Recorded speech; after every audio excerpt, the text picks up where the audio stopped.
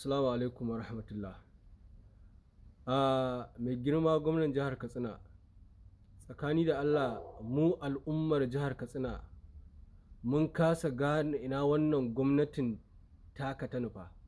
Mun kasa gane kuma me ake so a yi kuma me aka cimma. A yau,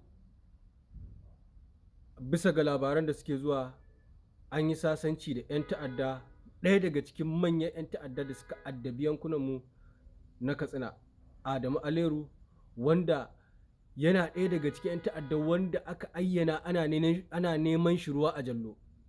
Sai ga shi yau mun gan shi ya zo ana sasanci da shi.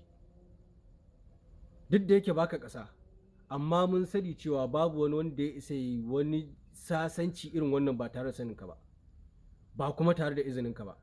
Walau ciyaman local government ne shi, walau ko ma waye ko ɗan majalisar jiha ko na tarayya, ba wanda ke da ikon da zai yi wannan aikin ba tare da saninka ba. Mai girma gwamna, kamar yadda na ambata, wannan gwamnatin da taka ta sauka daga kan abin da ta yi yaƙin neman zaɓe a kai. A lokacin yaƙin neman zaɓe ka gaya mana cewa babu sulhu tsakaninka da 'yan ta'adda.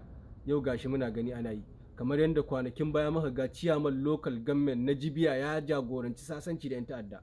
Yau gashi muna gani an yaɗa Musa, gobe bai san da yadda za a yi ba. In za a yi sasancin nan, me zai hana a zo a yi da duk local government inda suke fama da matsalar tsaron nan, a zo a yi sasanci da wannan 'yan ta'addan domin al'umma su zauna lafiya.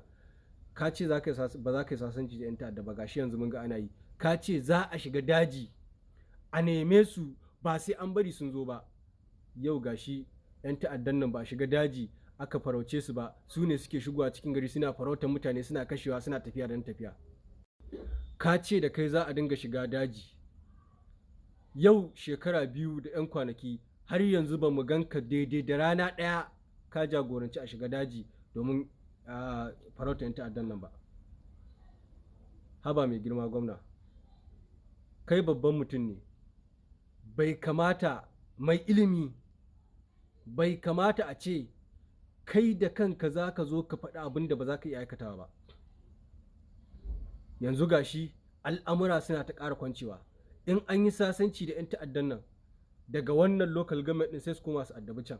In an yi sasanci da su daga can sai su balle su koma su addabi can. In ba za ka iya maganin matsalar tsaron nan ba, in sasancin nan ne mafita, me zai hana a zo a samu 'yan ta'addan nan na duka jihar Katsina a yi sasanci da su? In yaƙasu za a yaƙe su.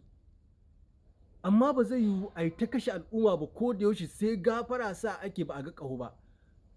A zo ana ta maganganu marasa manufa wanda mu ba mu san inda aka dosa ba. Mai girma gwamna kamar yana so nuna mana cewa ba ma zai iya ba. To wai abin nan dole ne idan mutum ba zai iya bai sauka mana, kuma dan me mutum zai ɗauki alƙawarin da ya san ba zai iya cika shi ba?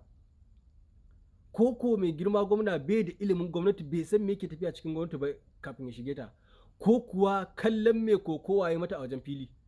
Mu shine bamu gane, muna buƙatar ƙarin bayani, sannan kuma muna buƙatar gwamnati ta fito ta mana bayani, saboda wasu suna ce mana ba mu fahimci abin ba. Muna buƙatar a fito a fahimtar da mu domin mu gane.